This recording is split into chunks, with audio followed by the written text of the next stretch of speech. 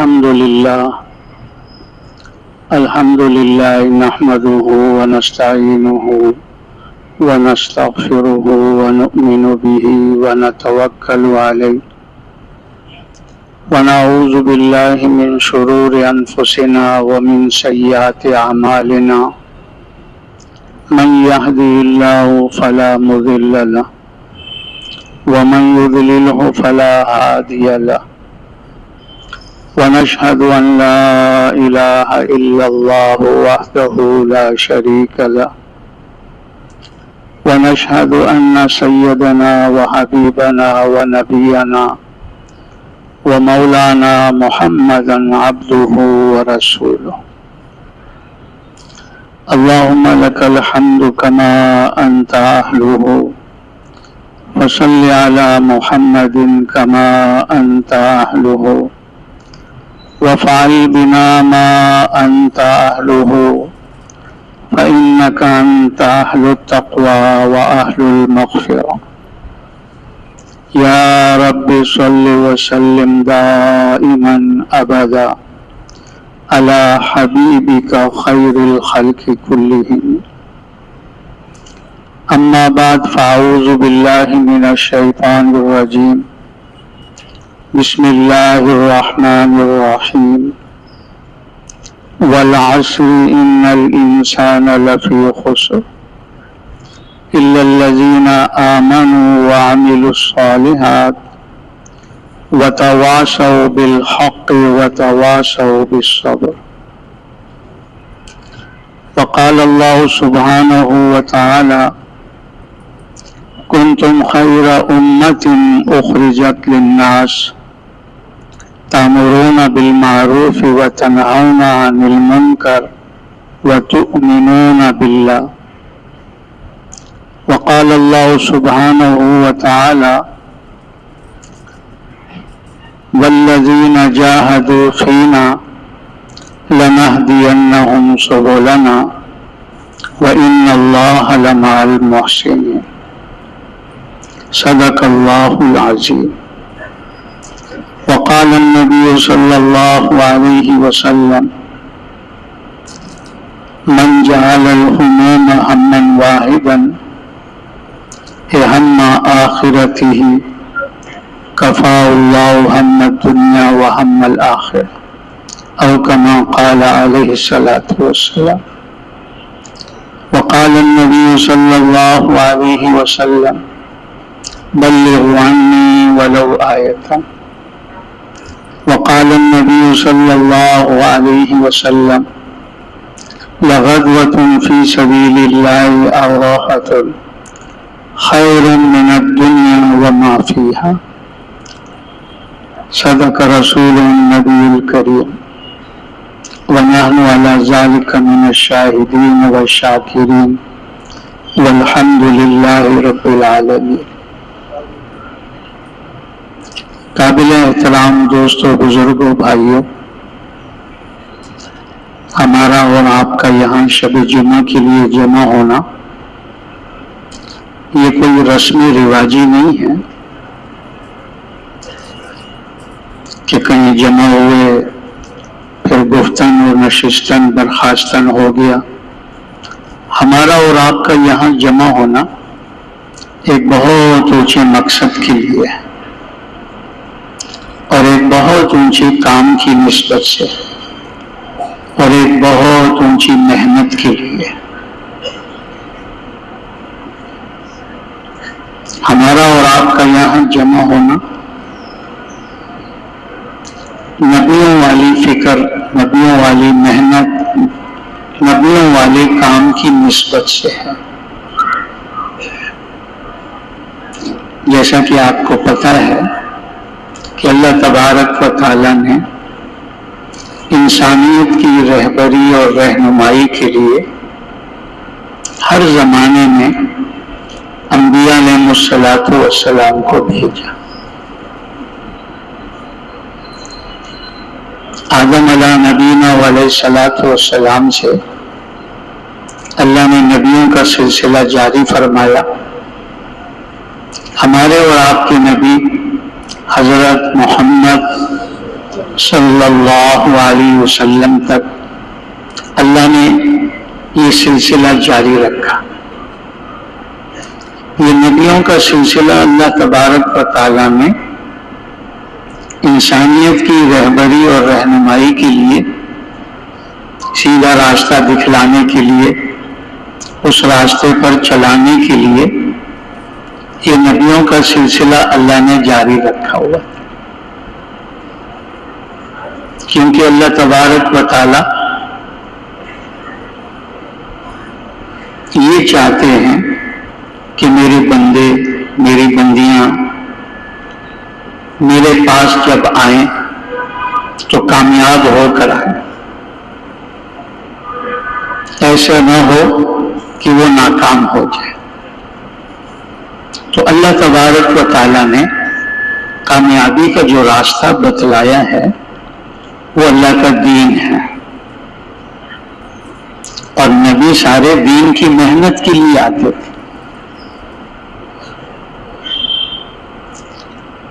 تاکہ انسان دین پر چل کر دنیا اور آخرت میں اللہ پاک سے کامیابی حاصل کر لے. کیونکہ اللہ تبارک و تعالیٰ نے انسانوں کی دونوں جہانوں کی کامیابی کو اپنے پورے دین پر چلنے میں رکھی. انسانوں کی کامیابی کو اللہ رب العزت نے نہ ملک کے ساتھ جوڑا ہے، نہ مال کے ساتھ جوڑا ہے، اور نہ ہی دنیا کے اس پھیلے ہوئے ساز و سامان کے ساتھ جوڑا ہے، بلکہ اللہ رب العزت نے انسانوں کی دونوں جہانوں کی کامیابی کو اپنے پورے دین کے ساتھ جوڑا ہے. ہر زمانے میں جو انسان کامیاب ہوئے ہیں وہ دین اسلام کی برکت سے ہی کامیاب،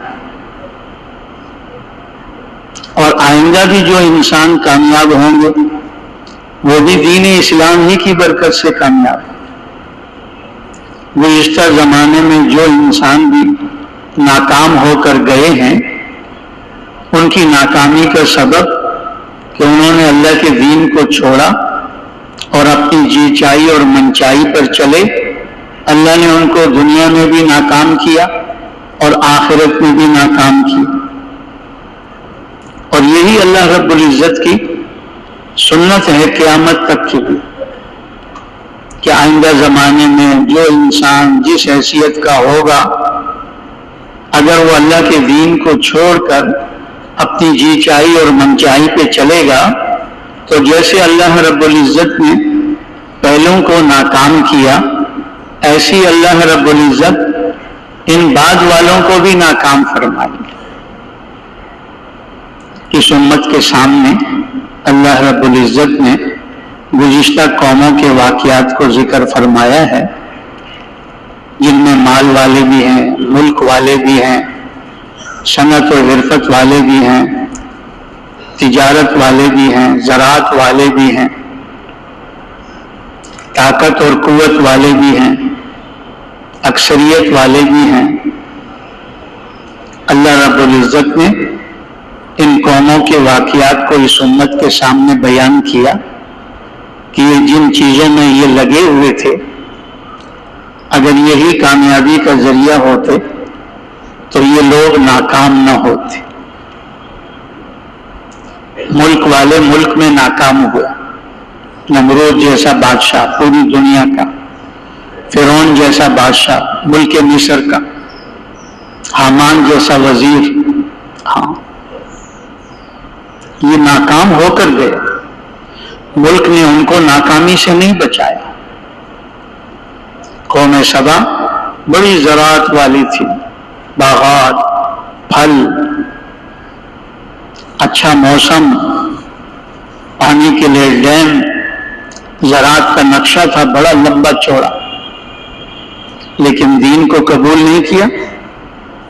اللہ نے وہی ڈیم جو انہوں نے بنایا تھا ان کے باغوں کو، ان کے گھروں کو بہا کے لے گیا.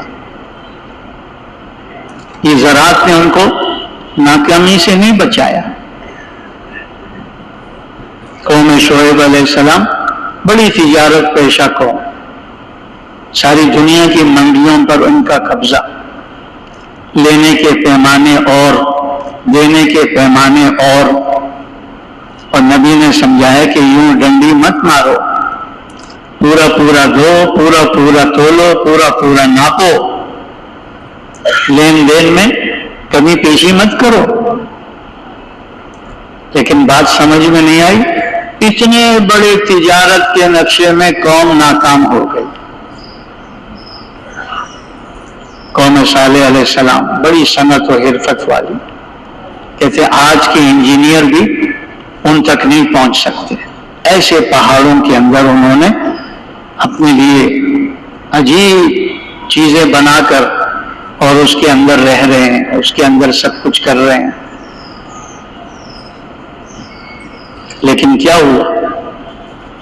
اتنی بڑی ٹیکنالوجی کے باوجود ناکام ہو کر چلے گئے، اس لیے کہ نبی کی بات کو نہیں مانا، دین پر نہیں آئے،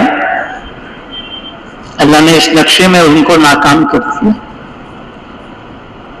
قارون کے پاس بڑے خزانے ہیں کہ اس کے خزانوں کی چابیوں کو اٹھانے والی ایک جماعت نوجوانوں کی، لیکن اللہ کی نافرمانی کی، نبی کی بات کو نہیں مانا، اللہ پاک نے خزانوں کے ساتھ زمین میں دھنسا دیا اور اب تک دھنستا چلا جا رہا ہے بمائے اپنے خزانوں کی۔ اس کے مال نے اس کو اللہ کے عذاب سے نہیں بچایا۔ قوم عاد بڑی طاقت والی قوم، نعرہ لگاتے تھے من اشد منا قوہ، ارے ہم سے زیادہ طاقتور کون ہے؟ اللہ نے نبی بھیج کر کہا کہ ان کو بتاؤ جس نے تمہیں پیدا کیا وہ تم سے بہت بڑا طاقت والا ہے، وہ بہت بڑا قوت والا ہے۔ سمجھ میں نہیں آئی، طاقت کے گھمنڈ میں رہے۔ اللہ نے ایک ہفتہ رات دن اپنی مخلوق ہوا کو چلایا اور ان کو ایسے ہوا اوپر لے جاتی اور وہاں سے زمین پر پٹک کر پہاڑوں سے ٹکراتی، سر الگ دھڑ الگ۔ اب بتاؤ کون ہے طاقت والا؟ ان کی طاقت نے ان کو اللہ کے عذاب سے نہیں بچایا، ناکامی سے نہیں بچایا۔ نوح علیہ السلام کی قوم کہتی تھی ہم تو اکثریت میں ہیں، ہماری پارٹی بہت بڑی ہے، تمہارے ساتھ تو ہمارے گرے پڑے لوگ ہیں، ہاں ہماری پارٹی بڑی ہے اور ہمارے پاس یہ نقشے ہیں۔ تو اس آسمان اور زمین نے دیکھ لیا کہ کون کامیاب ہوا کون ناکام ہوا۔ تو کامیابی کا جو راستہ ہے وہ اللہ کا دین ہے، دین کے بغیر نہ کسی کو کامیابی ملی ہے اور نہ آئندہ ملے گی۔ جس کو بھی کامیابی ملی ہے دین کی برکت سے ملی، اسی کو اللہ تبارک و تعالیٰ نے قرآن پاک میں فرمایا من عمل صالحا من ذکر او انثى وهو مؤمن فلنحيينه حياة طيبة ولنجزينهم اجرهم باحسن ما كانوا يعملون۔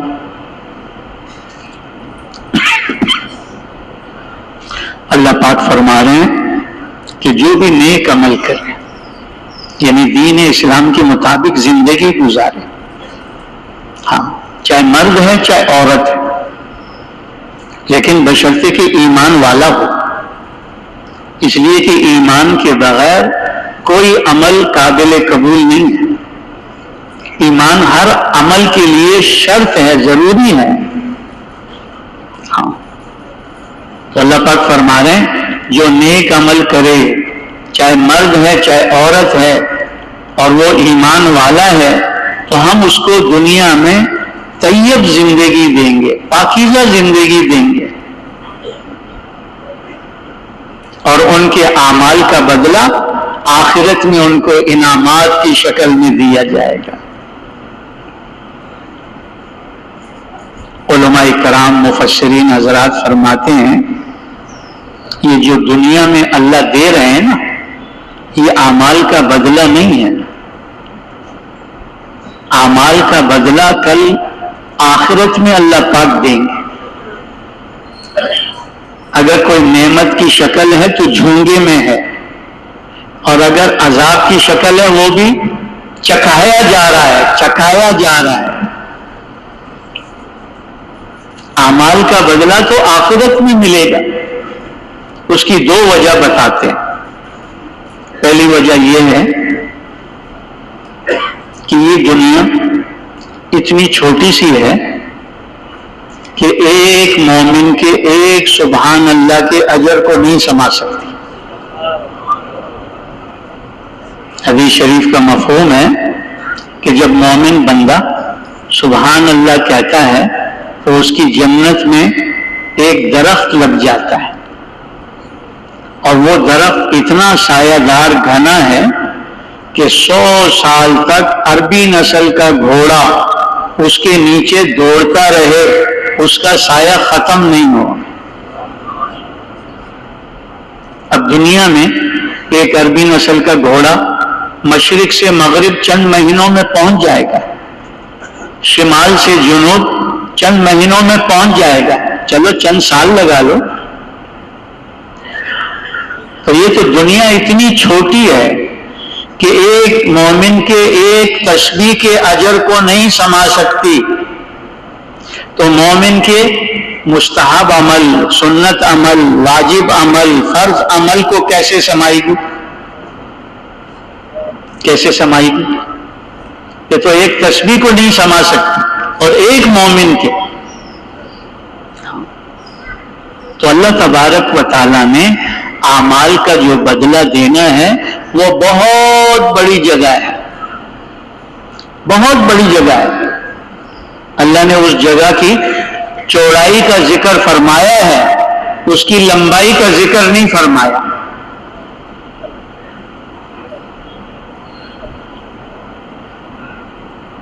اس جگہ کی جس کو جنت کہتے ہیں، کیا کہتے ہیں؟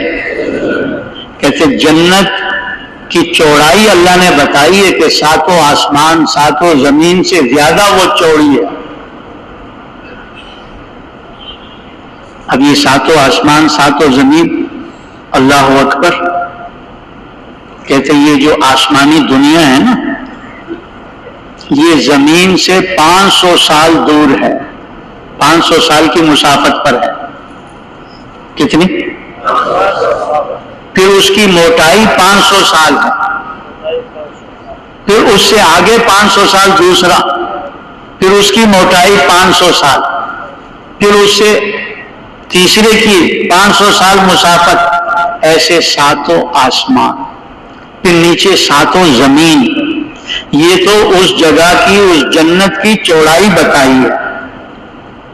کیا فرمایا؟ بڑھو ایسی جنت کی طرف جس کی چوڑائی آسمان اور زمینوں سے زیادہ ہے۔ کتنی زیادہ ہے وہ اللہ ہی جانتا ہے۔ تو اللہ نے وہاں ایک مومن کی ایک سبحان اللہ پر ایک درخت لگایا ہے، تو یہ روزانہ جو تسبیحات پڑھ رہے ہیں، پتہ نہیں کتنے باغ لگ رہے ہیں، کتنے باغ لگ رہے ہیں، اور کتنے گھنے اور کتنے پھلدار والے ہوں گے ماشاءاللہ۔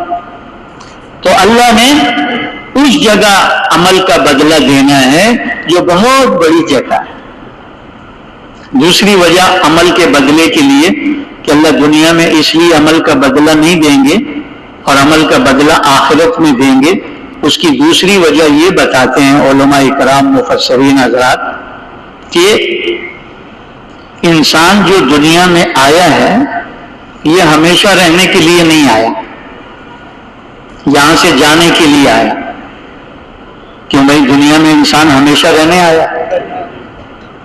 اللہ پاک خود فرما رہے ہیں الذی خلق الموت والحیات، پہلے موت کو ذکر کیا پھر حیات کو ذکر کیا۔ تو جانا پہلے طے ہے، آنا بعد میں ہوا ہے۔ الذی خلق الموت والحیات، آنے سے پہلے جانا طے ہو گیا ہے کہ یہاں دنیا میں ہمیشہ نہیں رہنے کے لیے آیا انسان۔ جب یہ انسان دنیا میں ہمیشہ رہنے کے لیے نہیں آیا، اگر اس کے اعمال کا بدلہ اللہ دنیا میں دے دے تو یہ انسان قبر میں پہنچا ہوا ہوگا؟ اور عمل کا بدلہ پیچھے رہ جائے گا، کیونکہ اللہ پاک عمل کا بدلہ کسی نعمت کی شکل میں ہی دیں گے نا.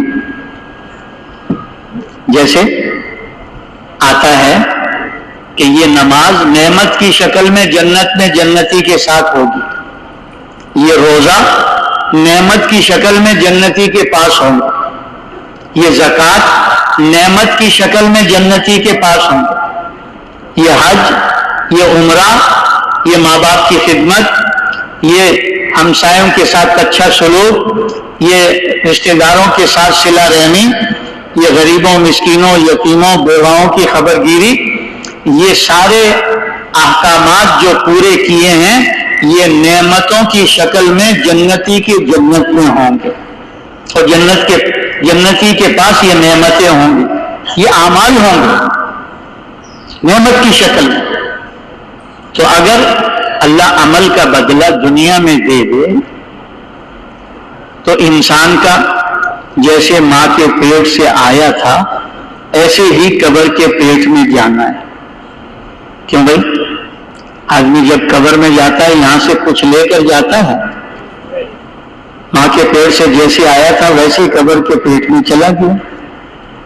ہاں جی، یہ جو کفن پہناتے ہیں یہ مسلمان کے اکرام کے لیے ہے. جب قبر میں منکر نکیر آتے ہیں نا تو اس کا کفن اتار کر اس سے سوال کرتے ہیں. دنیا کی کوئی چیز اس کے بدن پہ نہیں چھوڑتے. وہ تو مرتے وقت غسل دینے کے وقت کیا کہا جاتا ہے؟ ارے جلدی کرو، اچھی طرح اس کو غسل دو. کیوں؟ کہ یہ دنیا کا میل بھی قبر میں نہ لے جائے. دنیا کی میل کو بھی بولو تو وہ نعمت پیچھے رہ جاتی اور یہ قبر میں پہنچ جاتی. تو اللہ پاک نے ایسی جگہ اعمال کا بدلہ دینا ہے جہاں اس انسان نے ہمیشہ رہنا ہے. کہاں رہنا ہے بھائی؟ بولو، جنت میں رہنا ہے. اور وہاں اعمال کا جو بدلہ ملے گا ہمیشہ اس کے پاس ہوگا اور نعمتوں کی شکل میں ہوگا. یہ جو دنیا میں ہمیں نظر آ رہا ہے نا یہ تو جھونگے میں ہے. جھونگا اور رونگا سمجھتے ہو؟ نہیں سمجھتا ہے. ماں بچے کو بھیجتی ہے کہ جاؤ دکان سے یہ سودا خرید کے لے آؤ. بچہ دکاندار کے پاس آتا ہے اور وہ چیز خریدتا ہے تو دکاندار اس کو ایک مٹھی چنے کی بھی دے دیتا ہے، ایک دو ٹافیاں بھی دے دیتا ہے. وہ سودے کے بدلے میں نہیں ہوتا. اس کو کہتے ہیں جھونگا اور رونگا. اس کو کیا کہتے ہیں؟ تو دنیا تو جھونگے اور رونگے میں ہے. اعمال کا بدلہ تو آخرت میں ملے گا. تو اللہ تبارک و تعالی دنیا میں طیب زندگی عطا فرمائیں گے. اور طیب زندگی کیا ہے؟ کہ انسان جو دنیا میں چاہتا ہے نا وہ ساری اللہ نے اس میں بیان کر دی. ہر انسان کیا چاہتا ہے؟ کہ مجھے عزت مل جائے، مجھے چین مل جائے، مجھے سکون مل جائے، مجھے اطمینان مل جائے، مجھے راحت مل جائے، مجھے عافیت مل جائے. ہر انسان کی دل کی چاہت یہ ہے کہ نہیں؟ بولو سارے انسانوں کی دل کی چاہت یہی ہے. اور جس محنت میں بھی لگا ہوا ہے نا اس کا مقصود یہی ہے یہ 4 دن کی زندگی آرام سے گزر جائے. جو بھی جس محنت میں لگا ہوا ہے وہ اپنی محنت سے کیا چاہتا ہے؟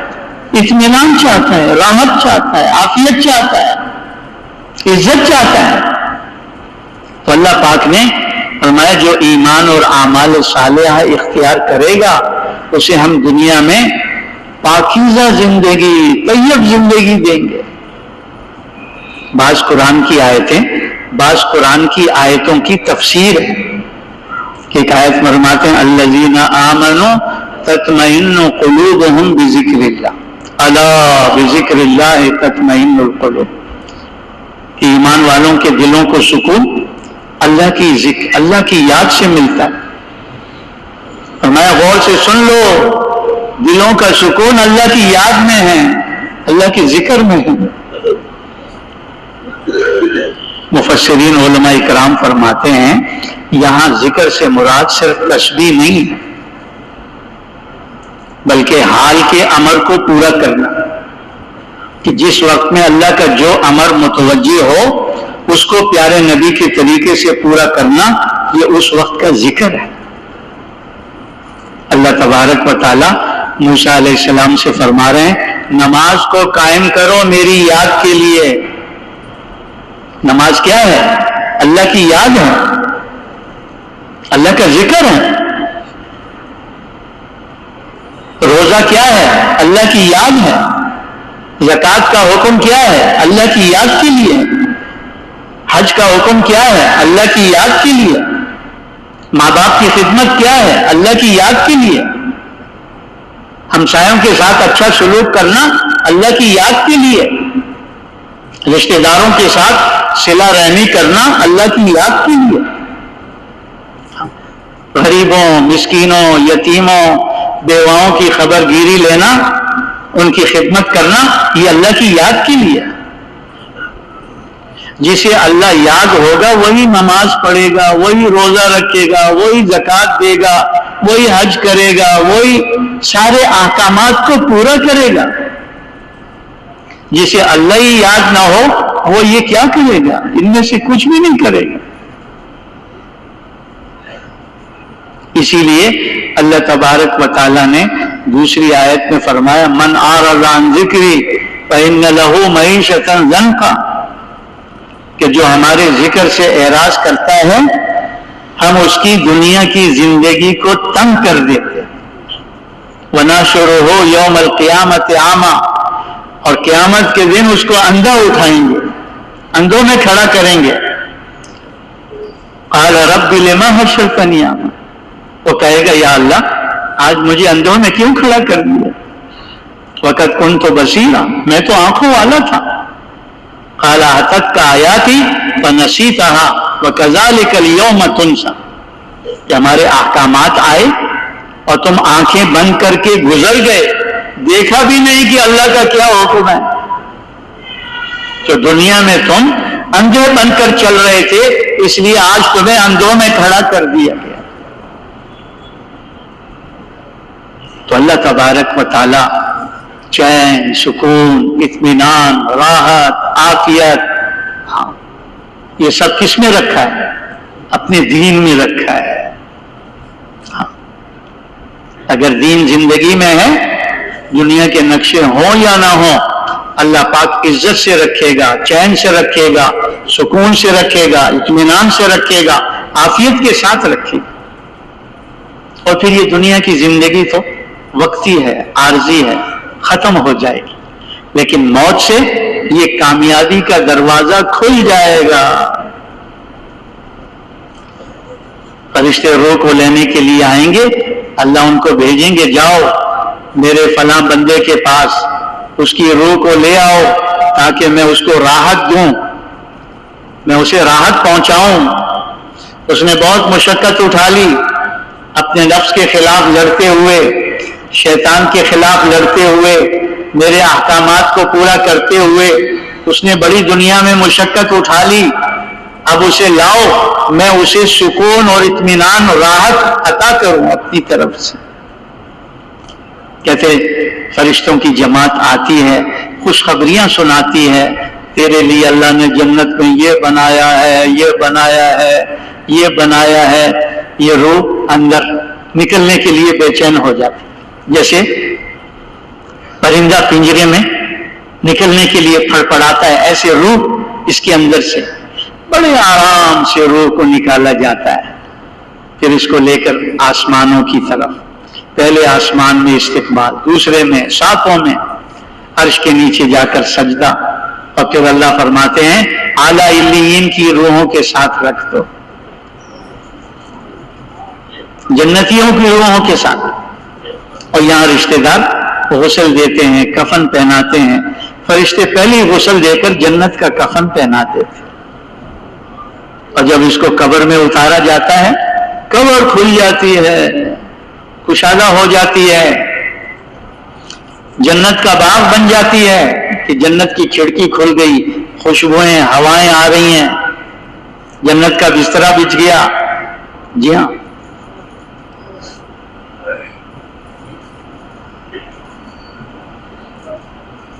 اور جب قبر سے اللہ اٹھاتے ہیں چہرہ 14ویں چاند سے زیادہ چمکتا، اللہ کی حمد و ثنا کرتے ہوئے اٹھتا ہے. اور قیامت کے دن اللہ عرش کے نیچے جگہ عطا فرماتا، نور کے منبر پر بٹھائیں گے، مشک اور عنبر کے ٹیلوں پہ سیر کروائیں گے. لوگ فکر مند ہوں گے. اللہ اس کو قیامت کی بے فکری نصیب فرمائے، اس لیے کہ اللہ اپنے بندوں پر دو فکریں جمع نہیں کرتا. جو دنیا میں فکر مند ہوگا وہ آخرت میں بے فکر ہوگا، اور جو دنیا میں بے فکری سے چلے گا وہ آخرت میں فکر مند ہوگا. اور پھر بڑے آرام سے حساب کتاب ہو کر عمل نامہ دائیں ہاتھ میں دے دیا جائے گا، اور اللہ فرمائیں گے میرے بندے کو میرے مہمان خانے جنت میں پہنچا دیں. پل صراط پر لے کر گزریں گے، پلک جھپکتے ہی بجلی کی کڑک کی طرح پار ہو جائے گا، اور جنتی جنت میں چلے جائیں گے تو اعلان ہوگا ہمیشہ کی زندگی ہے، کبھی موت نہیں آئے گی، ہمیشہ کی جوانی ہے، کبھی بڑھاپا نہیں آئے گا، ہمیشہ کی صحت ہے، کبھی بیماری نہیں آئے گی. جو تمہیں راحت پہنچانے کے لیے، لذت پہنچانے کے لیے، تمہیں مزے دینے کے لیے جو جنت میں نعمتیں تمہیں دی جا رہی ہیں، کھانے کی، پینے کی، پہننے کی، مکانات کی، سواریوں کی، خوبصورت عورتوں کی، یہ تمہارے استعمال کرنے سے نہ کم ہوں گی نہ ختم ہوں گی. اللہ ان نعمتوں کو بڑھاتا چلا جائے. تو جیسے حضور صلی اللہ علیہ وسلم نے فرمایا دنیا میں تم جنت کی نعمتوں کا تصور بھی نہیں کر سکتے. حدیث کا مفہوم ہے ما لا عین رات ولا اذن سمعت ولا خطر علی قلب بشر. جنت میں اللہ نے ایسی نعمتیں بنائی ہیں کسی آنکھ نے دیکھی نہیں، کسی کان نے سنے نہیں، کسی کے دل پر اس کا خیال بھی نہیں گزرا. ایسی نعمت ہے. ہاں، تو دنیا کی بھی کامیابی اور آخرت کی بھی کامیابی اللہ کے دین پر، اللہ کے احکامات کو پیارے نبی کے طریقے سے پورا کرنے پر. اور جو اسے روگردانی کرتا ہے تو اللہ دنیا کی زندگی تو تنگ کر دیتے ہیں، سب کچھ کے ہوتے ہوئے پریشان، سب کچھ کے ہوتے ہوئے ذلت رسوائی میں، بڑی کرسی پر بیٹھا ہوا ہے، بڑی کوٹھی میں رہ رہا ہے، بڑے بنگلے ہیں اور بڑے بینک بیلنس ہے، بڑے کارخانے ہیں، بڑے مربے ہیں، ہاں سب کچھ ہے، لیکن کیا ہے؟ پریشان ہے، ذلت اور رسوائی میں پڑا ہوا ہے. ہائے ہائے ہائے، یہ دنیا عبرت کی جگہ ہے، آج عبرت کی آنکھ نہیں رہی. ہم قرآن کے وہ واقعات کو کس سے سمجھ رہے ہیں؟ وہ تو نمونے کے طور پر اللہ نے بتائے ہیں. قیامت تک اللہ کا یہی سلسلہ چلتا رہے گا. ہاں، قیامت تک. تو یہ دنیا کی تنگی تو عارضی ہے، وقتی ہے، ختم ہو جائے گی. لیکن موت سے جو تنگی کا دروازہ کھلے گا نا، وہ کھلتا چلا جائے گا. تڑپا تڑپا کے روح کو نکالا جائے گا،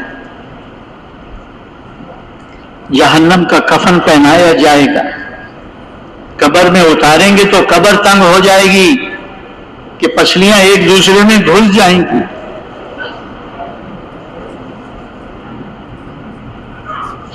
قبر کی زندگی پریشانی ہوگی، پریشانی، پل بھر بھی چین نہیں ہوگا. قبر جہنم کا گڑھا بن جائے گی قبر اس کے لیے.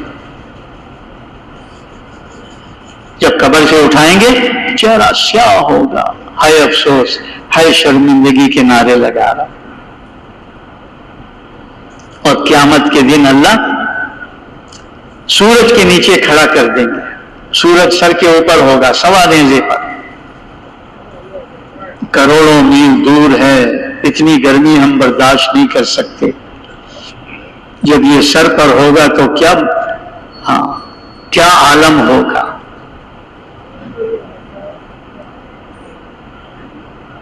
اپنے پسینے میں ڈوبے ہوئے ہوں گے اپنے گناہوں کے بقدر. حساب سختی سے ہوگا اور سینہ چیر کر بائیں ہاتھ کو پیچھے کھینچ کر اللہ اس کی کتاب اس پر لگوا دیں گے. لاد دو اس کے اوپر کتاب اس کی اور کھینچو اس کو، پھینک دو اس کو جہنم کے اندر. فرشتے منہ کے بل گھسیٹیں گے، منہ کے بل صراط کے اوپر. یہ ٹکڑے ٹکڑے ہو کر جہنم کی وادی میں پہنچ جائے. جہنم کیا ہے؟ اللہ کا جیل خانہ ہے. جیسے جنت اللہ کا مہمان خانہ ہے، ایسے ہی جہنم اللہ کا جیل خانہ ہے.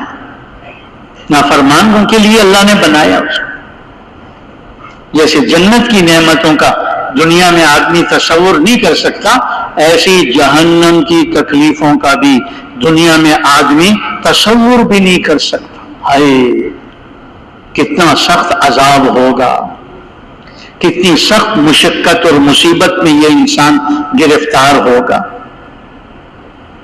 حدیث شریف کا مفہوم ہے کہ جہنم کی آگ اس دنیا کی آگ سے 70 درجے تیز ہے، 70 گنا تیز. کہتے ایک جہنمی کو جہنم سے نکال کر اس دنیا کی آگ میں ڈال دیا جائے تو اس کو نیند آ جائے گی. کوئی ایک انگارہ اپنے ہاتھ پہ رکھ سکتا ہے؟ انگارہ تو دور کی بات، ایک چنگاری برداشت کر سکتا. جہنمی اس دنیا کی آگ میں سو جائے گا تو بتاؤ کتنی سخت آگ ہوگی. وہاں کی بھوک، وہاں کی پیاس، آوازیں لگائے گا اور سینکڑوں سال کے بعد داروغہ کہیں گے کیا کہتا ہے بدبخت؟ کہتے بھوک لگی ہے. کہتے یہاں کچھ بھی نہیں ہے، یہ کانٹے دار زکون ہے، کھانا ہے تو تمہیں دے دیتے ہیں. کہا یہی دے دو. پانی کے لیے پکارے گا، سینکڑوں سالوں کے بعد کہا جائے گا بدبخت کیا کہتا ہے؟ پیاس لگی ہے اور یہ گلے میں پھنس گیا ہے، پانی دے دو. کہا پانی نہیں ہے یہاں. یہ تم جہنمیوں کے بدن سے جو خون اور پیپ نکل رہا ہے یہی کھول رہا ہے. ماؤن حمیم، ماؤن صدید، یہ پینا ہے تو پلا سکتے ہیں تمہیں، کہ یہی دے دو. ہاں کہتے ساری مخلوقات کی بھوک اور پیاس کو ملایا جائے، ایک جہنمی کی بھوک اور پیاس کا مقابلہ نہیں کر سکتے.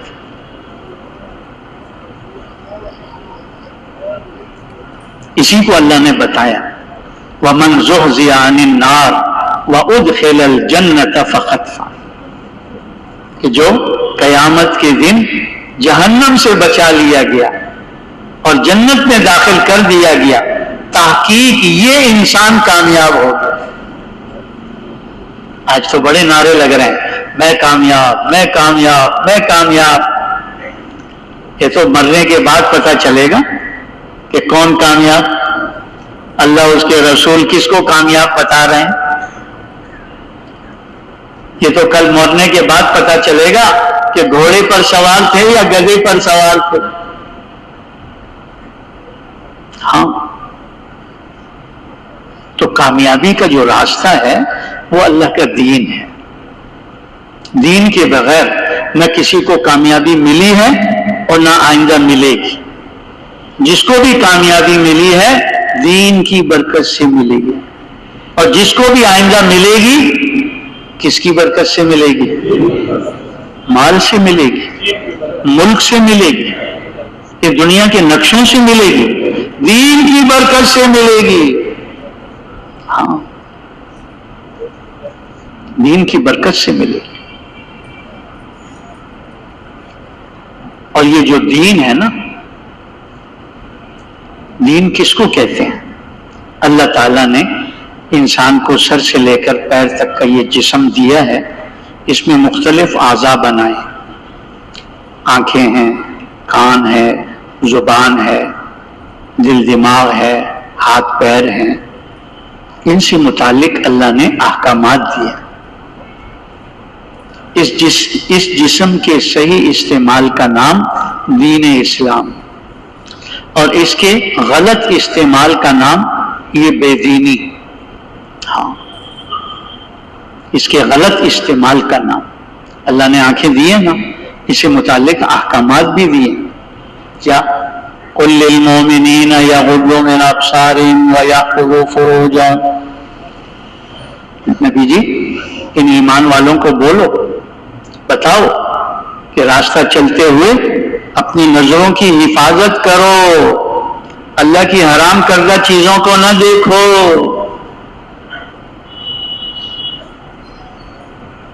اب اگر انسان وہ دیکھتا ہے جس کا اللہ نے حکم دیا تو دین بنتا ہے، اور وہ دیکھتا ہے جس سے اللہ نے منع کیا ہے، یہ بے دینی بنتی ہے۔ زبان سے متعلق اللہ پاک کے احکامات ہیں، کیا بولنا ہے کیا نہیں بولنا۔ اللہ فرما رہے ہیں سچ بولو، جھوٹ نہ بولو۔ سچ بولنا کیا بن گیا، اور جھوٹ بولنا کیا بن گیا، بے دینی بن گیا۔ کانوں سے متعلق اللہ نے احکامات دیے ہیں، کیا سننا ہے کیا نہیں سننا۔ اگر اللہ کے حکم سے سن رہا ہے تو کیا بن رہا ہے، اور جو اپنی جی چائی من چائی سے سن رہا ہے تو کیا بن رہا، بے دینی بن رہی۔ ہاتھوں سے متعلق یہی، پیروں سے متعلق یہی، کہاں چلنا ہے کہاں نہیں چلنا۔ تو اللہ کے حکم کے مطابق اپنے سارے بدن کو استعمال کرنے کا نام دین اسلام، اور اس کو اپنی مرضی سے جی چائی من چائی نفسیات شیطانیت سے استعمال کرنا، اسی کا نام بے دینی ہے۔ اور انسان ان دو راستوں میں سے ایک راستے پر ہوتا ہے، اس کا دیکھنا سننا بولنا پکڑنا چلنا یا تو دین بن رہا ہے اگر اللہ کے حکم کے مطابق، اور اگر نہیں تو پھر یہ بے دینی بن رہی، درمیان میں اور کوئی راستہ نہیں۔ اگر اس کا جسم کا استعمال اللہ کے حکم کے مطابق بن رہا ہے ہو رہا ہے تو یہ دین بن رہا ہے، اور جب یہ انسان دین پہ چلتا ہے، اپنے وجود کو دین کے طور پر استعمال کرتا ہے احکامات پر، تو اللہ پاک اس بندے سے راضی ہو جاتے ہیں، خوش ہو جاتے ہیں۔ اور جس بندے سے اللہ راضی ہو جائے، اللہ اس کی دنیا بھی بنا دیتے ہیں، اللہ اس کی آخرت بھی بنا دیتے ہیں۔ اور جو انسان اپنی جی چائی من چائی پہ چل رہا ہے، خواہشات کو پورا کر رہا ہے، نفسانیت پر چل رہا ہے، شیطان کے پیچھے لگا ہوا ہے، تو ایسے انسان سے اللہ ناراض ہو جاتے ہیں، جو اس کے حکم کو چھوڑ کر شیطان کے حکم پر چل رہا ہے، جو اس کے حکم کو چھوڑ کر نفس کے حکم پر چل رہا ہے اللہ کا بندہ، اللہ کا بندہ بن کر چلنا تھا، اور یہ بن گیا نفس کا بندہ، اور یہ بن گیا شیطان کا بندہ۔ تو جب آدمی بے دینی پر ہوتا ہے تو اللہ ایسے بندے سے ناراض ہو جاتے ہیں، اور جس بندے سے اللہ ناراض ہو جائے اللہ اس کی دنیا بھی بگاڑ دیتے ہیں، اللہ اس کی آخرت بھی بگاڑ دیتے ہیں۔ دنیا بھی گئی، خسرت دنیا والآخرہ۔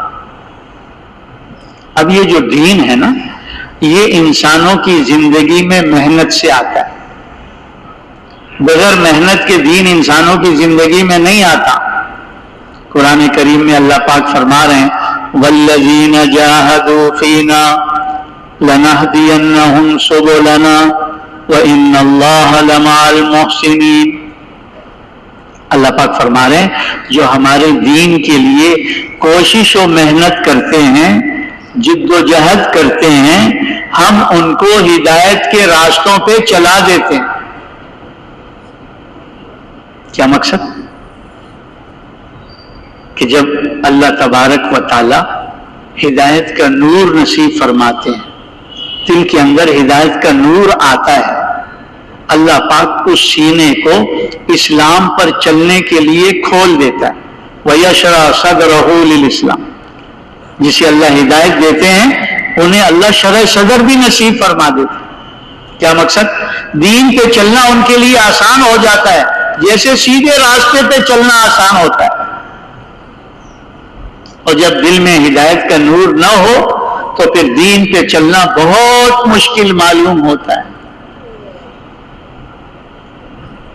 کیونکہ اللہ تبارک و تعالی کفر و شرک کی وجہ سے یا کلمہ تو پڑھ لیا لیکن فسق و فجور میں گناہوں میں لگا رہا، اس کی وجہ سے سینے کو اللہ تنگ کر دیتے ہیں۔ پھر ایسے انسان کو، ایسے بندے کو دین پہ چلنا اتنا مشکل معلوم ہوتا ہے جیسے آسمان پہ چڑھنا مشکل۔ کہتے بھلا آسمان پر بھی کوئی چڑھ سکتا ہے؟ کیونکہ اللہ نے سینے کو تنگ کر دیا۔ نماز مشکل معلوم ہو رہی ہے، روزے کا حکم مشکل معلوم ہو رہا ہے، زکوٰۃ کا حکم مشکل معلوم ہو رہا ہے، حج کا حکم مشکل معلوم ہو رہا ہے، باقی احکامات، معاملات، معاشرت، قضا کے اعتبار سے مشکل معلوم ہو رہے ہیں، کیونکہ اللہ نے سینے کو تنگ کر دیا۔ تو یہ جو ہدایت کا نور ہے نا، یہ ہر انسان کی دنیا میں سب سے پہلی ضرورت ہے اور سب سے اہم ضرورت ہے۔ اللہ نے انسانوں کے ساتھ دنیا میں ضرورتیں لگائی ہیں، کھانے کی ضرورت انسان کو، پینے کی ضرورت انسان کو، پہننے کی ضرورت انسان کو، مکان کی ضرورت انسان کو، سواری کی ضرورت انسان کو، شادی کی ضرورت، ہاں انسانوں کو ضرورت ہے۔ ان ساری ضرورتوں میں سے سب سے اہم ضرورت دنیا میں ہدایت کے نور کو حاصل کرنا ہے، اس لیے کہ ہدایت کے نور کے ملے بغیر آدمی دین پر نہیں چل سکتا، اور دین پر نہیں چلے گا تو دنیا میں بھی ناکام ہوگا، آخرت میں بھی ناکام ہوگا۔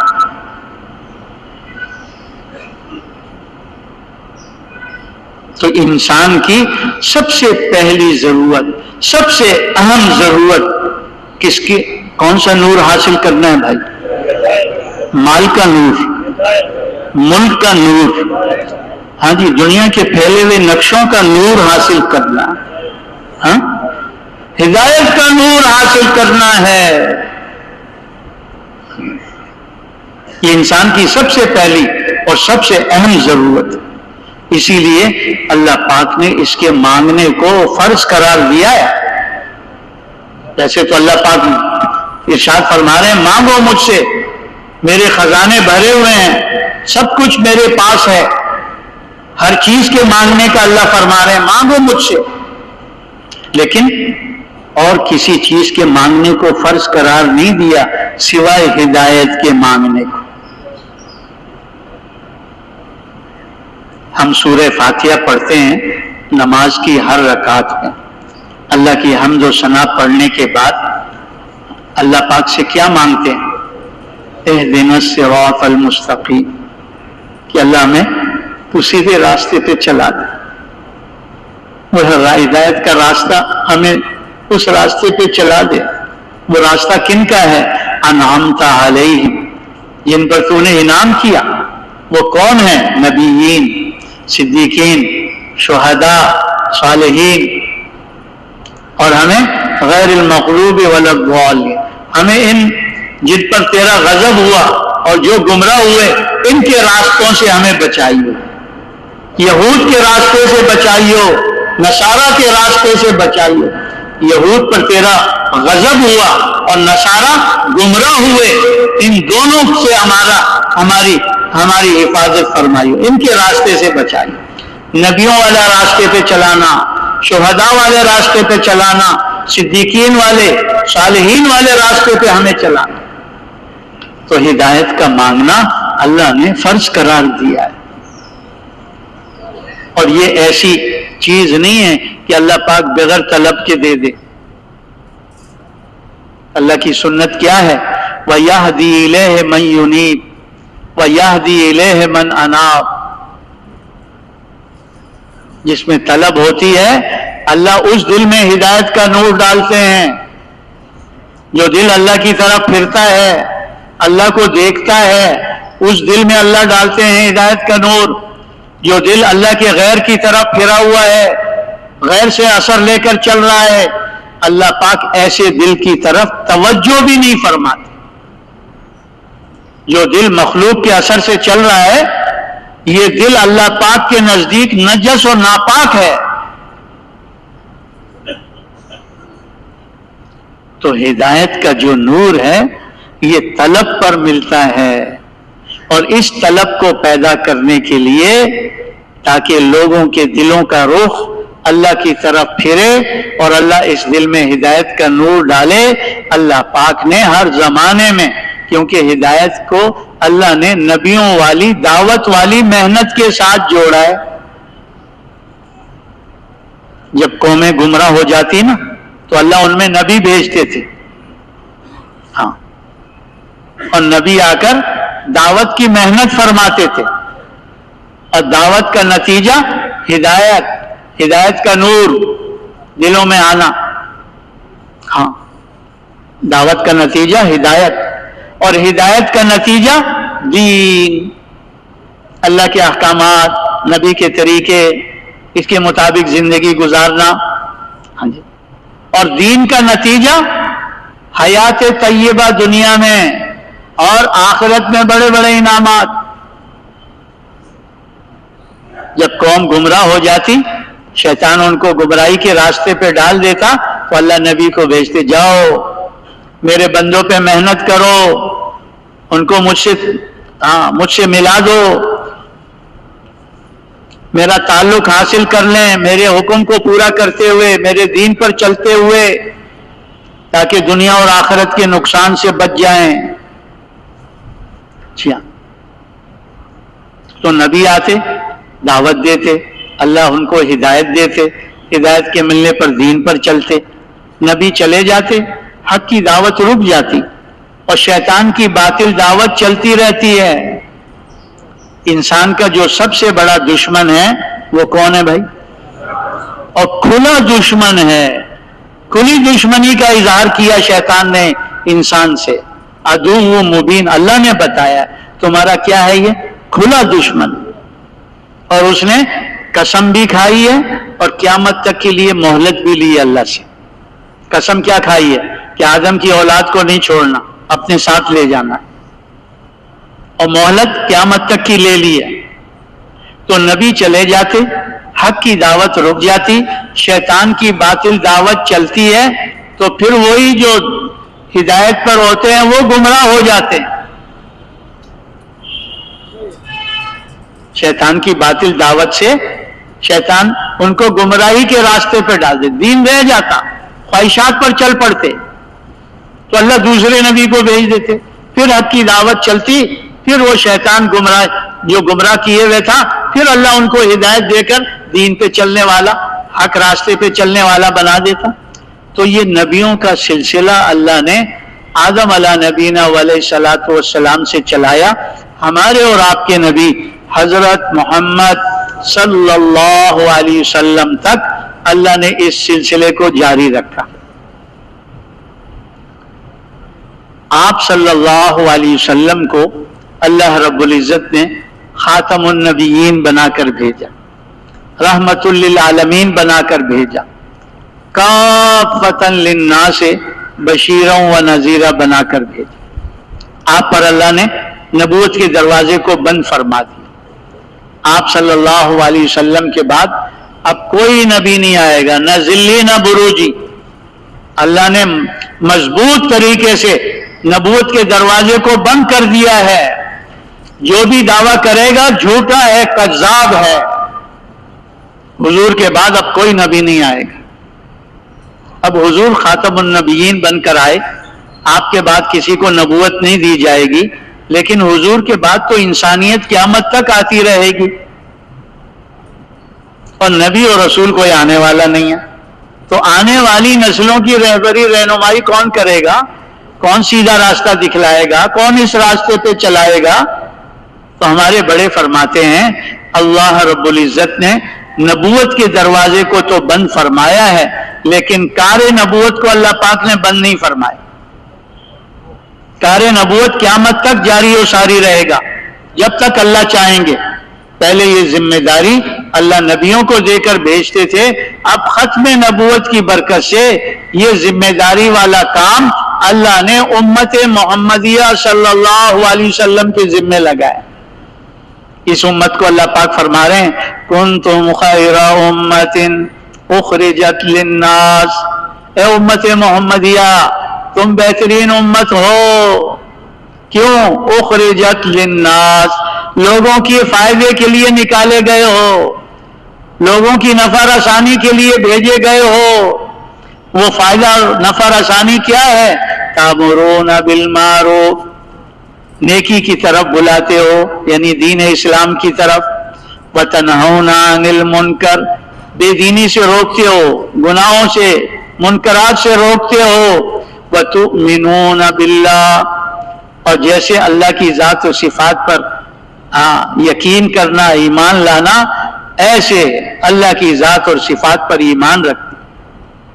جی ہاں، اسی لیے اللہ رب العزت نے حضور صلی اللہ علیہ وسلم کو حکم دے کے فرمایا قل ھذہ سبیلی ادعو الی اللہ علی بصیرۃ انا ومن اتبعنی وسبحان اللہ وما انا من المشرکین۔ نبی جی اپنی امت کو بتا دو، کیا بتا دو؟ ھذہ سبیلی ادعو الی اللہ علی بصیرۃ، کہ یہ میرا راستہ ہے کہ میں چل پھر کر لوگوں کے پاس جا جا کر ان کو اللہ کی طرف اللہ کے دین کی طرف بلاتا ہوں، اور پورے یقین کے ساتھ میری یہ دعوت ہے کہ یہی دین والا راستہ کامیابی کا ہے۔ اللہ پاک نے فرمایا آگے بھی ان کو بتاؤ، کیا؟ انا ومن اتبعنی، کہ یہ میرا بھی کام ہے اور جس نے میرا اتباع کیا ان کا بھی یہی کام ہے۔ صاحب جلالین نے اپنی تفسیر میں لکھا ہے من اتبعنی اے من آمن بی،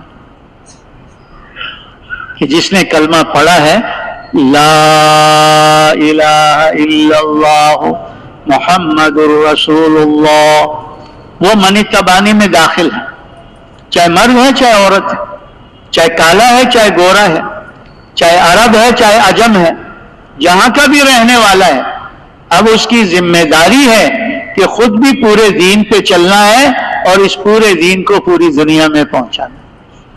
اسی لیے ہمارے بڑے فرماتے ہیں دین تو 23 سال میں مکمل ہوا، احکامات میں سے سب سے آخری حکم حج کا آیا تھا، اور آپ صلی اللہ علیہ وسلم عرفات کے میدان میں قرآن پاک کی آیت نازل ہو گئی الیوم اکملت لکم دینکم واتممت علیکم نعمتی ورضیت لکم الاسلام دینا۔ اللہ پاک نے فرما دیا آج دین اسلام کو مکمل کر دیا گیا، اب اس میں کوئی کمی پیشی نہیں ہوگی، کوئی ناسخ منسوخ نہیں ہوگا۔ دین کو ہم نے مکمل، شریعت کو ہم نے مکمل کر دیا۔ حضور صلی اللہ علیہ وسلم نے اسی بات کو سمجھانے کے لیے کہ آدم علیہ السلام سے دین اسلام چلا تھا، میرے زمانے میں آ کے جوان ہو گیا، یعنی اس کی پیدائش آدم علیہ السلام سے ہوئی اور میرے زمانے میں کیا ہو گیا بھائی؟ بولو بولو بولو۔ جب بچہ پیدا ہوتا ہے تو اس کو ایک کرتا پہنا دیتے ہیں، اور جب بڑا ہوتا ہے تو وہ کرتا چھوٹا ہو جاتا ہے، پھر اس کے ناپ کا جوڑا پہناتے ہیں، سال 2 سال میں وہ بھی چھوٹا ہو جاتا ہے، پھر اس کے ناپ کا جوڑا پہناتے ہیں، سال 2 سال میں پھر چھوٹا ہو جاتا ہے، پھر اس کے ناپ کا جوڑا پہناتے ہیں۔ لیکن جب جوان ہو جاتا ہے تو قد کا بڑھنا رک جاتا ہے، اب جو 15 سال میں پہنا ہے 25 سال میں بھی پورا آئے گا، 35 سال میں بھی پورا آئے گا، 45 سال 55 سال 65 سال موت تک وہ سوٹ اس کو پورا آئے گا۔ اللہ نے یہی بتایا کہ دین اسلام کو مکمل کر دیا گیا، اب اس میں کوئی کمی پیشی نہیں ہوگی۔ اور اللہ فرما رہے ہیں یہ اللہ کی بڑی نعمت ہے جسے اللہ نے تمہارے لیے پسند کیا، اس دین اسلام کو اللہ نے بڑی نعمت کیوں بتایا؟ کہ اس ایک نعمت کی وجہ سے نہ ختم ہونے والی نعمتیں ملنے والی ہیں، اس ایک نعمت کی برکت سے دنیا میں، قبر میں، حشر میں، پلسرات پر اور جنت میں ہمیشہ ہمیشہ نعمتیں ملتی رہیں گی اس دین اسلام کی برکت سے۔ اس لیے یہ بڑی نعمت اللہ نے بتایا، اور کیا فرمایا؟ اسے اللہ نے تمہارے لیے پسند کیا۔ کس نے پسند کیا؟ اللہ کون ہے؟ ہمارے خالق ہیں، ہمارے مالک ہیں، ہمارے رازق ہیں، ہمارے رب ہیں۔ اس اللہ نے ہمارے لیے دین اسلام کا راستہ پسند کیا ہے، اس اللہ نے ہمارے لیے زندگی گزارنے کا طریقہ دین اسلام بتایا، ہمارے لیے پسند کیا۔ ہاں، تو دین تو 23 سال میں مکمل ہوا، لیکن دین کی محنت پہلے دن سے ہی حضور صلی اللہ علیہ وسلم نے شروع کروا دی۔ ہاں، ابو بکر رضی اللہ عنہ مردوں میں سے، خدیجہ رضی اللہ عنہ عورتوں میں سے، علی رضی اللہ عنہ بچوں میں سے، جوانوں میں سے، اور زید بن حارثہ رضی اللہ عنہ غلاموں میں سے، ان 4 طبقوں سے وہ معاشرہ آباد تھا۔ حضور صلی اللہ علیہ وسلم نے پہلے دن سے ہی ان کو اس محنت پہ ڈال دیا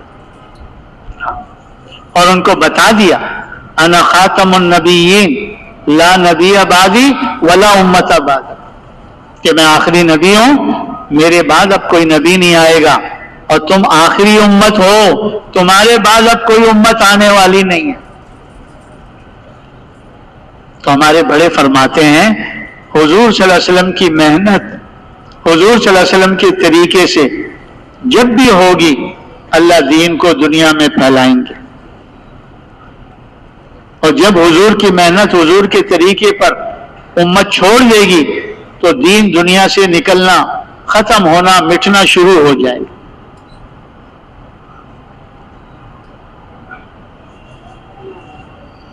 حضور صلی اللہ علیہ وسلم کے ساتھ مل کر صحابہ نے یہ محنت کی، آپ صلی اللہ علیہ وسلم کے بعد جانے کے بعد بھی اسی محنت کو کیا۔ حضرت عمر رضی اللہ عنہ کے زمانے تک 22 لاکھ مربع میل تک اسلام پہنچ گیا۔ حضرت معاویہ رضی اللہ عنہ کے زمانے تک 65 سے 70 لاکھ مربع میل تک اسلام پہنچ گیا۔ پھر امیہ خلفاء آئے، عمر بن عبدالعزیز رحمۃ اللہ علیہ، اس کے بعد پھر عباسیہ خلفاء آئے، ہارون رشید رحمۃ اللہ علیہ، ان کے زمانے تک 3 حصے دنیا اسلام میں داخل ہو چکی تھی، ایک کونا یورپ کا، فرانس کی طرف کا رہ گیا تھا، بس 3 حصے دنیا اسلام میں داخل ہو چکی تھی، جی ایک کونا چوتھائی رہ گیا تھا۔ ہمارے بڑے فرماتے ہیں جب امت نے اس محنت کو چھوڑا تو دوسروں تک تو دین پہنچانا دور کی بات، مسلمان دین سے رہ گئے، آبادیوں کی آبادیاں دین سے خالی ہو گئیں۔ جی ہاں، جہاں 100% مسلمان تھے، آج معلوم ہوتا ہے وہاں 5, 7, 8, 10% مسلمان رہ گئے، باقی سب نکل گئے۔ اور یہ کیوں ہوا؟ کہ امت نے اپنی ذمہ داری کو چھوڑا، اپنی ذمہ داری کو پورا کرنا چھوڑ دیا اور دنیا کے دھندوں میں لگ گئی۔ جیسے غیر اس دنیا کے دھندوں میں لگے ہوئے ہیں، آج مسلمان بھی اسی طرح اس میں لگا ہوا ہے، اور مسلمان یہ محنت چھوٹے ہوئے صدیاں گزر گئی، اپنی زندگی کے مقصد کو بھول گیا ہے۔ آج مسلمان کہتا ہے میں تاجر ہوں، میں زمیندار ہوں، میں کارخانے دار ہوں، میں دکاندار ہوں، میں انجینئر ہوں، میں ڈاکٹر ہوں، میں صدر ہوں، میں وزیر ہوں۔ یہ نہیں کہتا کہ میں مسلمان، میں حضور کا امتی، اور حضور صلی اللہ علیہ وسلم والا کام میرا کام۔ اتنا بھولا ہوا ہے آج مسلمان۔ جی ہاں، تو یہ جو پوری دنیا کے اندر دعوت و تبلیغ کی محنت ہو رہی ہے، اس سے ہمارے بڑے فرماتے ہیں یہ 2 ہدف حاصل کرنے کے لیے۔ پہلا ہدف، حضور صلی اللہ علیہ وسلم نے امت مسلمہ کو دین کے اعتبار سے جس سطح پر چھوڑا تھا، یہ امت دوبارہ اسی سطح پر دین کے اعتبار سے آ جائے، حضور نے امت کو پورے دین پر چھوڑا تھا. ہر مسلمان اللہ کے ہر حکم کو پیارے نبی کے طریقے سے پورا کرتے ہوئے زندگی گزار رہا تھا. اور دوسرا ہدف کہ امت کو حضور صلی اللہ علیہ وسلم نے اس محنت میں جس سطح پر چھوڑا تھا، دعوت والی محنت پر، اس سطح پر یہ امت دوبارہ آ جائے. حضور صلی اللہ علیہ وسلم نے امت کو چلے 4 مہینے پر نہیں، سال 7 مہینے پر نہیں، بلکہ امت کو اللہ پر، اللہ کے دین پر جان دینے کے لیے تیار کیا تھا. کہ ہر مسلمان کا یہ جذبہ تھا کہ میرا سب کچھ لگ جائے، اللہ کا دین ساری دنیا میں زندہ ہو جائے. یہ ان کے ہر مرد کا، ہر عورت کا، ہر جوان کا، ہر بوڑھے کا، ہر بچے کا، ہر بچی کا یہی جذبہ تھا کہ ہمارا سب کچھ لگ جائے، اللہ کا دین ساری دنیا میں زندہ ہو جائے، حضور کے امتی جہنم سے بچ کر جنت میں جانے والے بن جائے. اس لیے وہ اپنا سب کچھ قربان کرنے کے لیے لگا کے دکھا کر گئے، اپنا سب کچھ قربان کر دیا انہوں نے.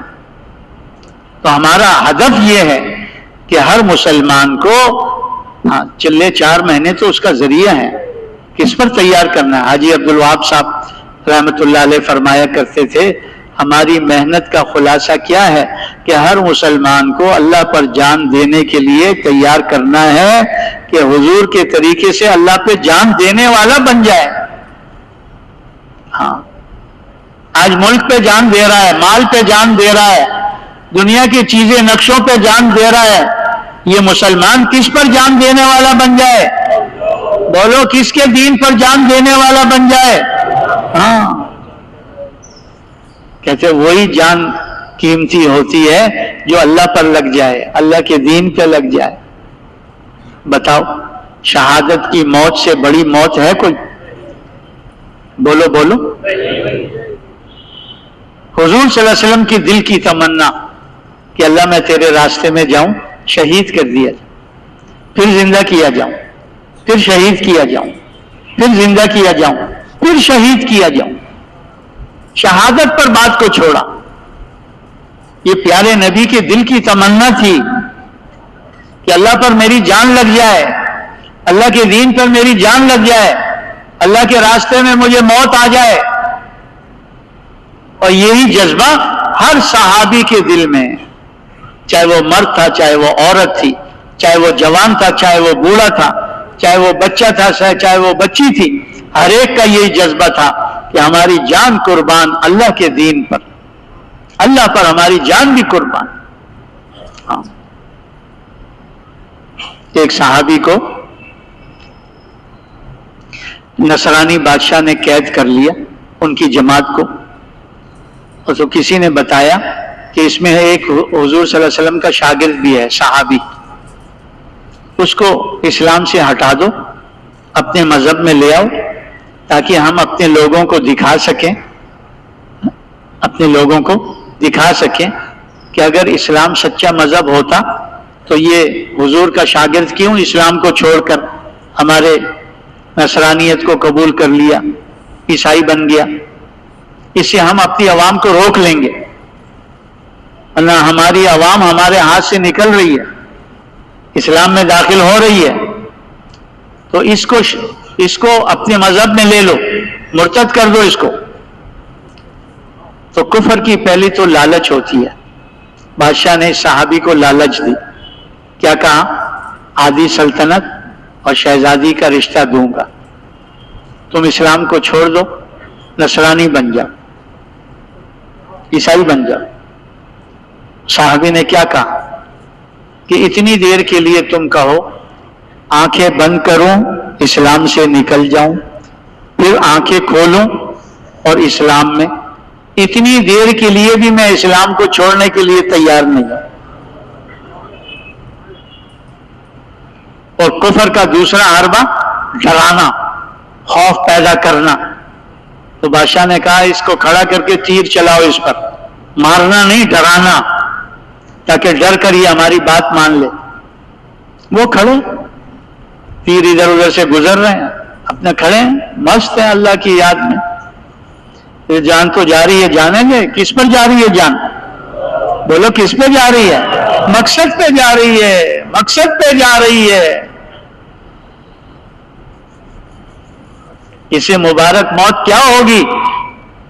اسے بڑی اور کون سا موت کا رتبہ اور درجہ ہوگا؟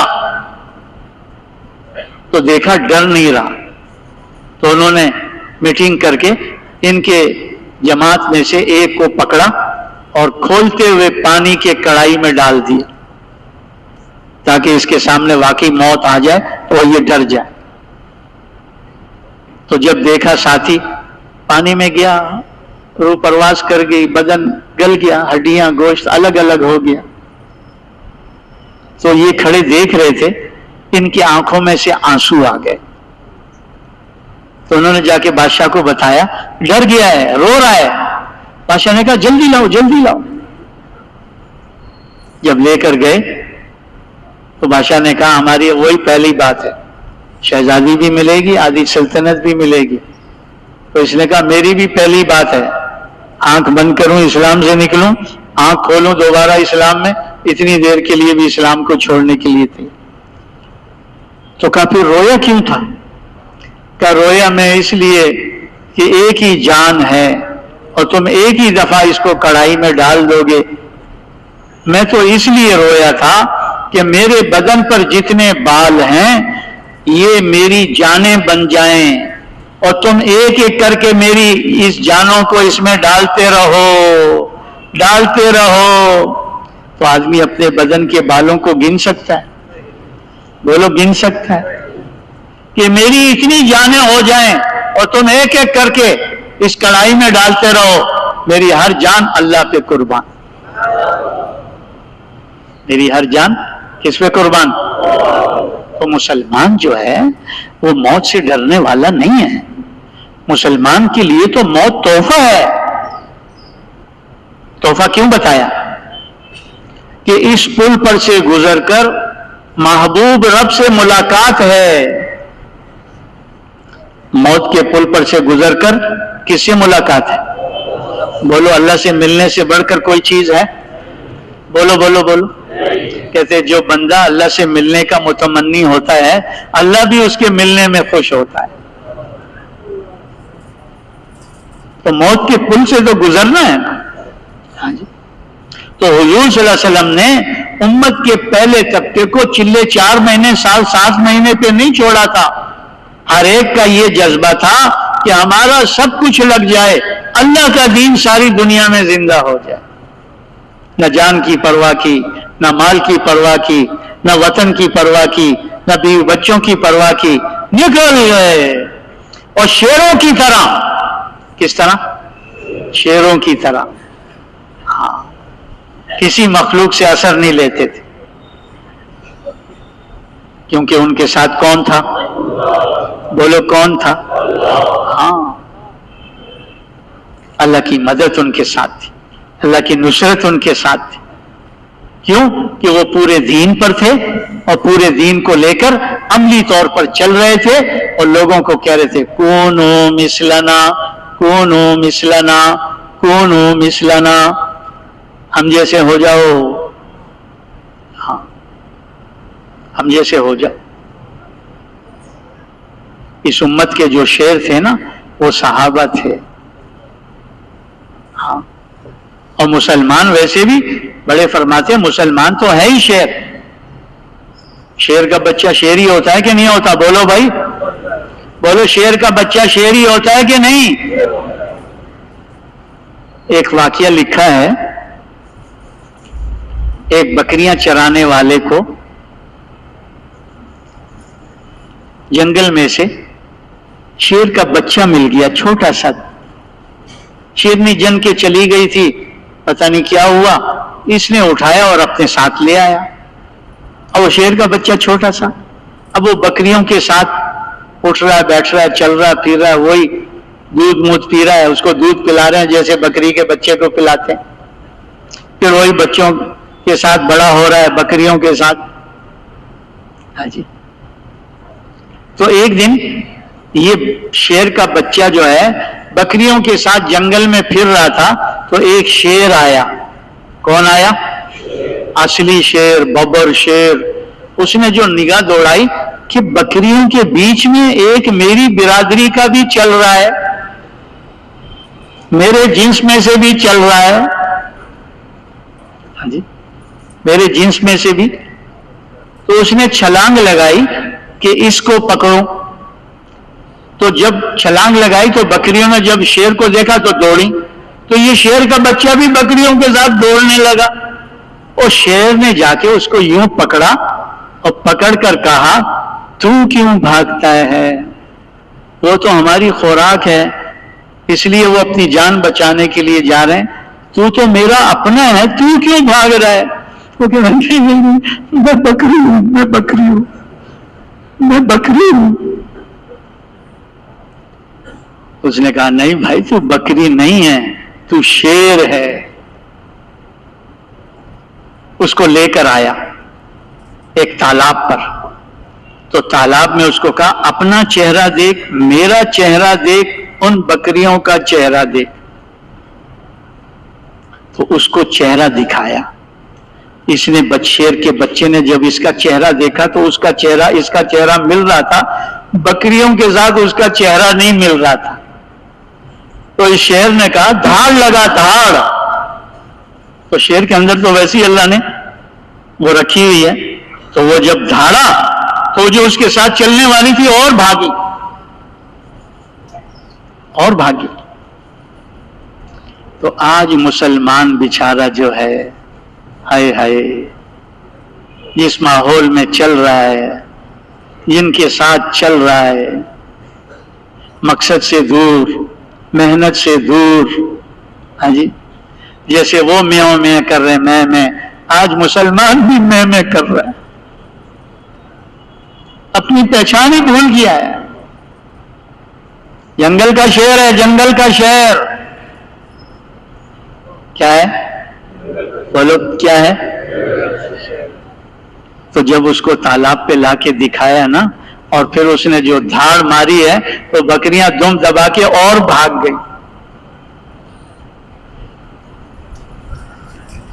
مولانا یوسف صاحب رحمۃ اللہ علیہ کے بارے میں سنا. حجاز کے سفر سے کراچی تشریف لائے تھے تو مکی مسجد میں شب جمعہ ہوتا تھا اور حضرات بھی وہیں آ کے ٹھہرتے تھے. پھر ان کی تشکیلیں ہوتی محلوں میں جا کر. تو ایک دن رہبر ان کو لے جا رہا تھا تو گارڈن روڈ پر گزر رہے تھے. کہاں گزر رہے تھے؟ تو بڑی دیوار ہے، لمبی دیوار ہے. تو حضرت نے رہبر سے پوچھا یہ کیا ہے، اتنی لمبی دیوار، اتنی اونچی دیوار؟ کہ حضرت چڑیا گھر ہے. حضرت نے پوچھا شیر ہے؟ کہا ہاں حضرت شیر بھی ہے. کہ چلو ایک نگاہ میں اس کو دیکھنا چاہتا ہوں. کیا کرنا چاہتا ہوں؟ ایک نگاہ دیکھنا چاہتا ہوں. تو مین گیٹ پر لے آئے اور مینیجر سے کہا کہ حضرت صرف پنجرے تک جانا ہے شیر کے، پھر واپس جانا ہے. تو گیٹ کھول دیا، گاڑی کے ساتھ لے آئے. اب وہ شیر پنجرے میں پھر رہا ہے.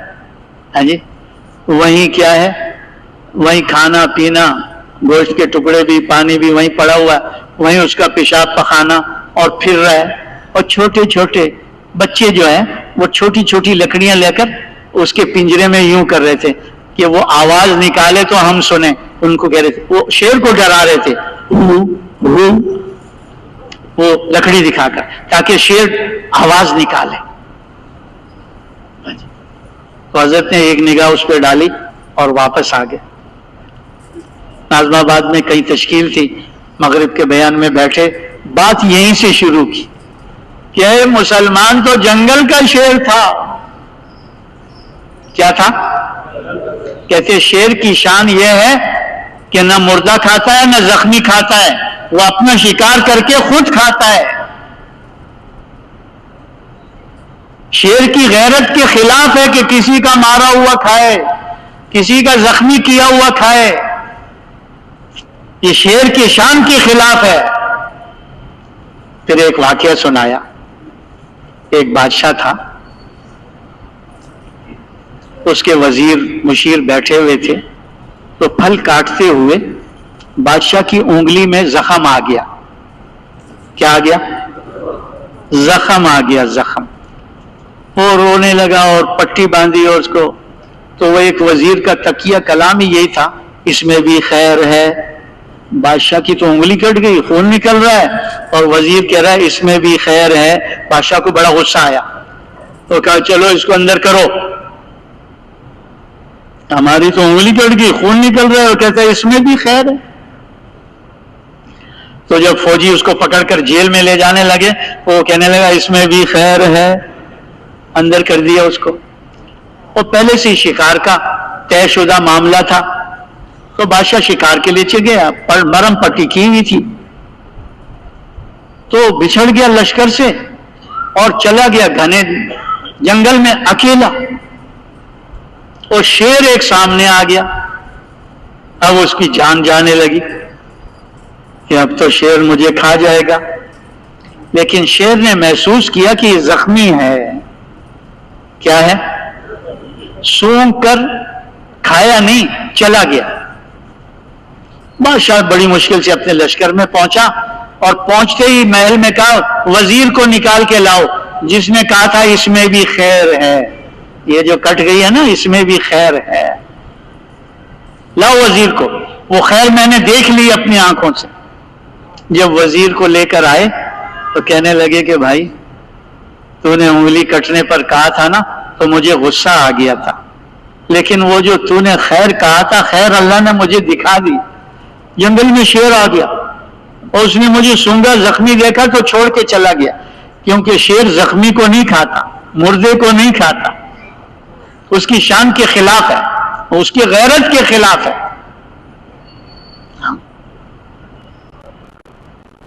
بادشاہ نے کہا جب تجھے میں نے جیل کا آرڈر کیا اور تجھے سپاہی پکڑ کے لے جا رہے تھے, تو تو نے اس وقت بھی کہا تھا اس میں بھی خیر ہے. وہ کون سی خیر تھی؟ تو اس نے کہا میں آپ کا وزیر, اور میں آپ کے ساتھ ہوتا تو آپ تو زخمی تھے, میں تو زخمی نہیں تھا, تو شیر میرا تو کام کر دیتا نا. تو کچھ دن جیل میں گزر گئے, تو اس میں بھی خیر ہے. تو حضرت نے فرمایا شیر جنگل کا بادشاہ ہے. جب یہ دھاڑتا ہے نا, تو سب لومڑیاں اپنے اپنے دلوں میں دم دبا کے بھاگ جاتی ہیں, لیکن پنجرے کے شیر سے کوئی نہیں ڈرتا. پنجرے کے شیر سے کوئی نہیں ڈرتا, اس کو بچے بھی ڈراتے ہیں. اس کو بچے بھی ڈراتے ہیں. اور میں مسلمان جب تک جنگل کا شیر تھا, کوئی اس کے سامنے ٹھہرنے والا نہیں تھا, کسی کی مجال نہیں تھی کوئی جو اس کے سامنے دم مارے. آج یہ پنجرے کا شیر بن گیا ہے. کس کا؟ دکان کے پنجرے میں, دفتر کے پنجرے میں, کارخانے کے پنجرے میں, زمینوں باغات کے پنجرے میں, کرسیوں کے پنجرے میں, گھر کے پنجرے میں, بیوی بچوں کے پنجرے میں. یہ پنجروں میں آ گئے ہیں, اور وہاں جتنا زور لگا رہے ہیں نا, وہ دوسرے لوگ ہنس رہے ہیں کہ ہاں یہ دیکھو اللہ اکبر کر رہے. وہ اللہ اکبر کا ان کے اوپر کوئی اثر نہیں. کسرا کے دربار میں جب صحابی نے کہا نا اللہ اکبر, اس کے محل میں زلزلہ آ گیا اور اس کے محل کے کنگرے گرنے لگے. تو کہنے لگے یہ مت بولو, یہ مت بولو, یہ مت بولو, یہ مت بولو, یہ مت بولو. تو مولانا یوسف صاحب رحمۃ اللہ علیہ فرمایا آج مسلمان جس ماحول میں چل رہا ہے نا, بکریوں کے ماحول میں, اپنی جان بچانے کی فکر اور چکر میں پڑا ہوا ہے, اور دنیا کی تھوڑی سی زندگی اس کے سامنے ہے, نہ اللہ سامنے ہے, نہ اللہ کا دین سامنے ہے, نہ آخرت کی زندگی سامنے ہے. ارے نکالو ان کو اس ماحول سے, لاؤ ان کو تعلیم کے حلقوں میں, لاؤ ان کو دعوت کے حلقوں میں, اور ان کو ان کے اسلاف کا چہرہ دکھاؤ کہ تم ان کے اولاد ہو, تم شیر کے بچے ہو, گیدڑ کے بچے نہیں ہو, لومڑیوں کے بچے نہیں ہو. ان کو ان کا چہرہ دکھاؤ. تاکہ ان کا چہرہ اور اپنا چہرہ دیکھیں، ان بکریوں کا لومڑیوں کا چہرہ بھی دیکھ لیں، مکاروں کا. تو 4 مہینے تو جو دوری ہوئی ہے قریب لانے کے لیے ہے، سیکھنے کے لیے ہے، کرنے کے لیے تو باقی ساری زندگی ہے. اس لیے ہمارے بڑے کہتے ہیں کرتے کرتے مرنا ہے، مرتے مرتے بولو بولو بولو بولو بولو بولو کرتے کرتے مرنا ہے. ہاں، مرتے مرتے کرنا ہے. کون کون تیار ہے اس کے؟